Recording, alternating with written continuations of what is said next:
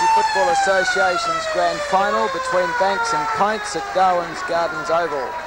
The NTFA is now in only its second season.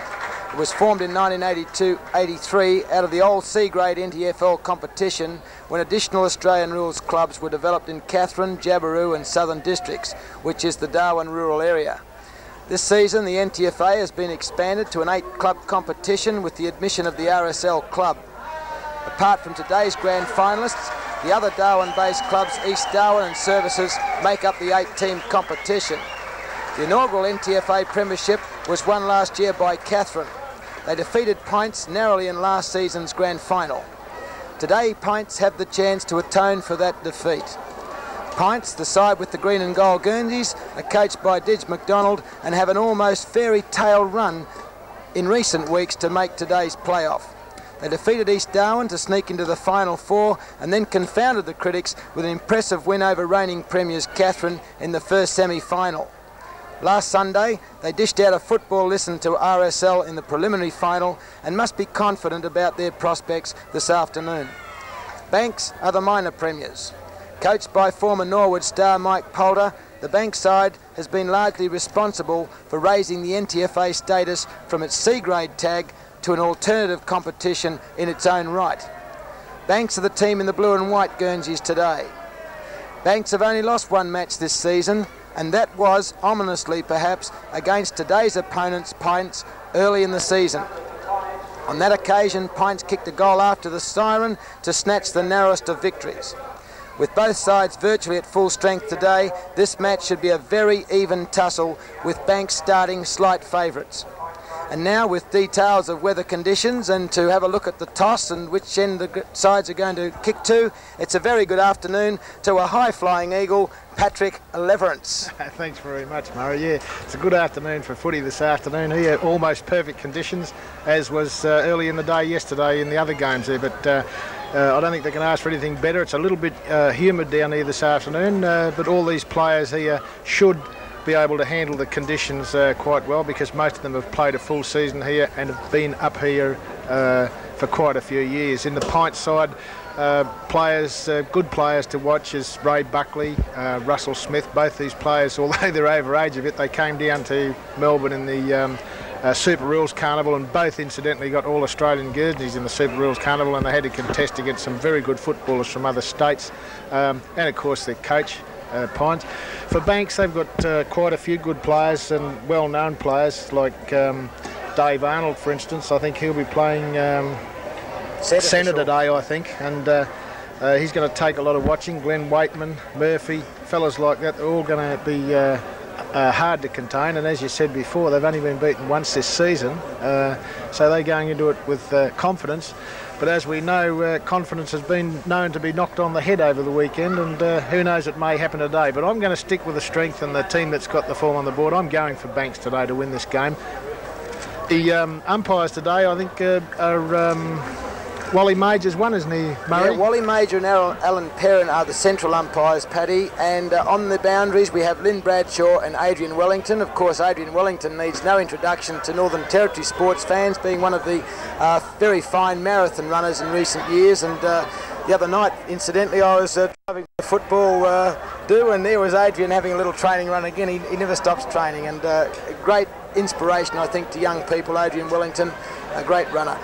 In goals we have Graham Gillette and Ian Butterworth, and of course Ian Butterworth, another well-known sportsman around Darwin, as of course are all the umpires, but in particular these fellows are multi-sportsmen. They play a number of sports around the time, and it's great to see them getting involved in the umpiring, because umpiring probably one of the most difficult jobs to do in Darwin sport. Yes, you can't, doesn't matter what you do, if you're an umpire you can't win, but you're only half right, aren't you? you got to have them. The toss went, Banks are going up the ground, I think it is, and Pints down towards the city end of the oval. And on the screen, of course, that's to the right-hand side for Pints, the green and gold side, and the left-hand side of your screen, the blue and white side, as Alan Perrin about to bounce the ball, and Saundry and Buckley to do battle at the bounce down. Buckley's got the front position, but Saundry got the tap, and away go the Banks side into attack. Plenty of scrambling there, good hand pass out of defence. And umpire Major playing the first free kick of the game, and it's going to the Banks side, and in the form Pints. of Pints, in Peter Simpson, and of course he's the centre man today for the Green and Goals. Big kick up, and a juggling mark taken there in defence for Banks by Ross McKenzie, and he's going to go short, looking for teammate Glenn Whiteman, and Whiteman takes the mark in the centre of the ground, and away go Banks into attack. Going to go long with the ball. Didge McDonald from behind, doesn't punch the ball away, taken by his Banks marksman. Good quick kick in, only to see in defence Greg Leach take the mark for the Pints side. There goes Leach's kick down to the half-back position. Under it is, over the top comes the Pints player, the centreman I think it was, in Terry Schultz. He kicks the ball over onto the wing, comes off hands. Pints player barreled by the Banks player. Terry Morgan gets his kick there. He goes in looking for the leading player down the ground. A teammate takes a great falling mark on his, sliding on his stomach, and he'll put it well into attack. There it goes down looking for the big man. Russell Smith's down there. Nobody can grab it. Yes, they can. The umpires decided to pay Mike Crawford, who is going to have a shot for goal, which should register Pints' first score for the game. There it goes off the boots, gone right across the ground, marked by the Banks back pocket player, and he will take a kick from the back pocket. Robert Maslin it is. There he goes, hugging the boundary line, puts it right up in the air. They all fly up, comes off hands, and the Pints player in Terry Morgan kicks it in looking for a teammate, but it's punched away. Good defence by Banks. Banks have got the run of the ball, picks it up, but he gets too long getting rid of it, and he gets caught. Umpire Major has no hesitation in John's too slow giving the kick to Paul Allen. It is. It goes a left foot kick straight down into the forward line. Russell Smith comes over the top, can't control it. Hand passed out by Banks. Good defence by Banks at present. They're getting plenty of pressure. The ball smothered by Rob Nasida. Over the ball is the Nasida again, but he can't control it. Umpire Major comes in and says, leave it to me, fellas. I will bounce the ball on the half-forward flank for Pints, who have been in attack for the last 3 or 4 minutes. Doing all the attacking as Buckley gates the front position against Saundry, but Saundry outmanoeuvres him this occasion. Ducking his head badly then, and must be penalised. The Pints player, very poor play by Simpson. He tried to duck his head, and Umpire Major quite correct. Good quick kick up, and there's the Carlton medalist taking a mark and failing to capitalise in Dave Arnold. That's the player with the headband there on your screen, number 11. He's the Carlton medalist for the NTFA this season, but certainly didn't play like one there. As the Banks side gets the knock away through the agency then of Alex Saundry, is dominating the ruck early in the stage, kicked away quickly by Malcolm Richardson. Punch on now in the direction there of Jack Juniper. Jumping Jack can't handle it, and there's been a free kick awarded to the Pints side there, and it's been taken by Greg Leach in defence. Looking over here for Terry Schultz, and Schultz, under lots of pressure, has taken a good strong mark for his side on the wing, and neither side yet scored in this opening 5 minutes. Very tough fought game in the grand final of the NTFA 1983-84. Stacks on the mill in the centre of the ground, and Umpire Major coming in to bounce the ball, and we'll have a restart right in front of the commentary position. Both sides very keen to get an early ascendancy as Saundry and Buckley do battle. Big knock away by Buckley in the direction of his teammate. Tackle very strongly again, Gordon Clark. And beautiful pass, if you could call it that. I think it is. Has found his teammate Mick Cornford, the big policeman at full forward, who's made such a great difference to the Pints attack in recent weeks. Cornford's kick made the distance okay, and the distance and the accuracy are there, and that's the first score on the board. First blood to Pints. They now lead 1 straight goal, 6 points to Banks yet to score in the opening 5 minutes of the 83-84 NTFA Grand Final. Second quarter about to commence in the 1983-84 NTFA Grand Final. Umpire Major bounces the ball, goes the direction of Pints, knocked away by Arnold.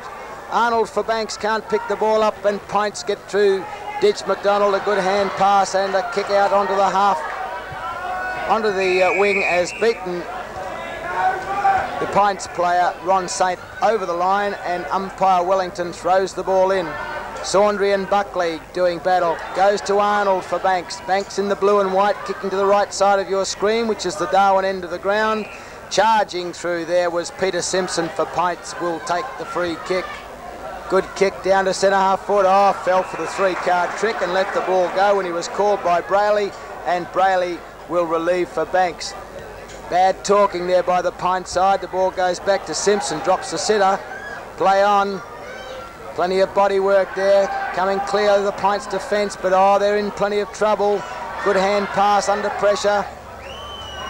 Fine pass to Cornford, who was flattened after he marked the ball. Oh boy, that hurt.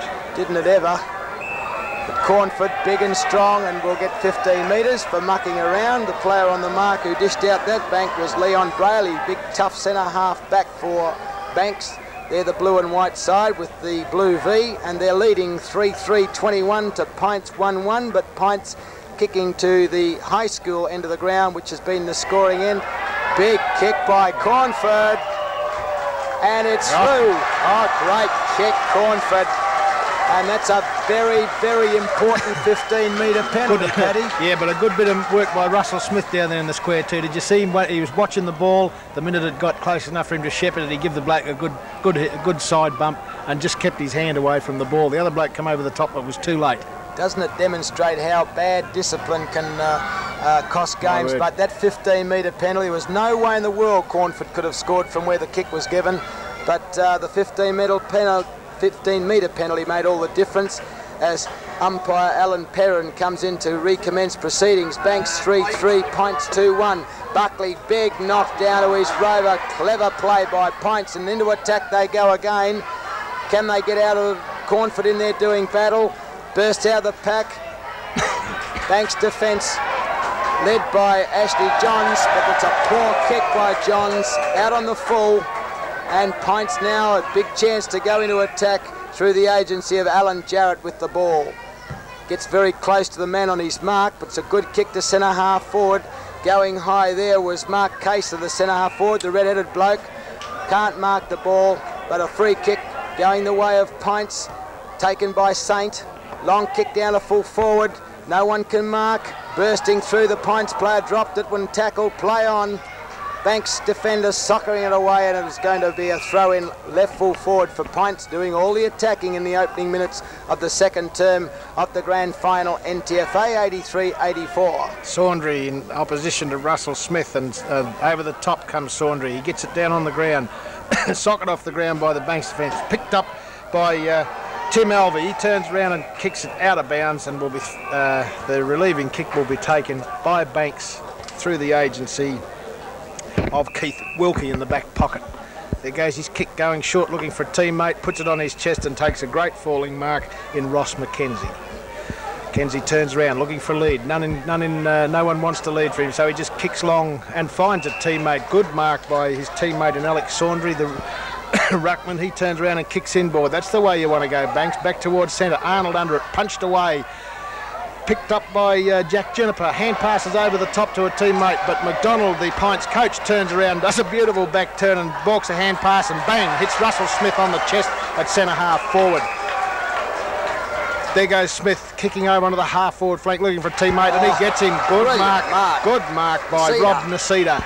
And he will no doubt put it in long and high because there's plenty of tall timber. There goes his kick, looking for a teammate. He hasn't found him. Punched away by the Banks defence. Picked up and hand passed over to Dave Arnold. He turns around, goes over looking for the wingman over his teammate, the wingman in Peter Baldock, and he takes a mark. Hand passes inboard to a running teammate. He can't read the play. Arnold backs up. Hand passes over the top. No, he doesn't. Changes his mind and kicks. Goes over looking for Keith Wilkie. Wilkie's running the ball. Hand passes it back in. Good stuff to John Meone. Meone can't control the ball, but he gets a push in the back and will take a free kick on the true half-forward flank position. Looking for a teammate. No leads coming, so he just goes long. Banks are not leading when they got the ball. Comes down off hands. Glenn Waitman gets the ball onto the ground. Now his teammate picks it up and kicks it inboard, and who does he find? Peter Baldock. He can't control the ball. McDonald gets him, but he hand passes inboard to Mike Keneally, bang, and hits the post. Oh, Michael, what have you done? Boy, he's having a hard day. He's having an unlucky day today, and anybody can kick points or goals, but I think you ought to get 10 points for hitting the post. Buckley starting to get on top of Saundry, but it's picked up by Arnold, but his kicking's really letting him down, but it's come out in the wing, Lux of Fortune. Lands in the arms of his teammate there in Ashley Johns. Johns' kick is intercepted. Oh, take that one. Stretched his neck. He's got a giraffe neck, that fella. He stretched to the foot. Durden is just about, he's the giraffe of the football field, as Mike Kalili gave him what have you. Our long torpedo punt kick's not marked by anyone. Simpson's in the van for Pints. Oh, copped that, Peter Simpson, and I think he's got a charity free kick from Wally. Reckons it was a bit rough because it looked fair enough to me. Peter Simpson in plenty of trouble. Playing a great game for Pints in the centre, by the way. Simpson, as he goes long with the torpedo punt kick, big pack flies. Once again picked up the Banks full back there in Leon Brayley, trapped with the ball. His hand pass has gone astray, picked up once again by Mick Cornford, but his shot for goal is offline. One behind, resulting score, and Banks move along to Pints move along to 2-3. Banks 4-5, handy advantage of 14 points. Here we go. Second half of the NTFA Grand Final for 83-84 about to commence. Umpire Perrin bounces the ball. Big pack of players. Saundry takes the ball for Banks, and away he goes. Picked up by Pints, however, through the agency there of Mark Casey.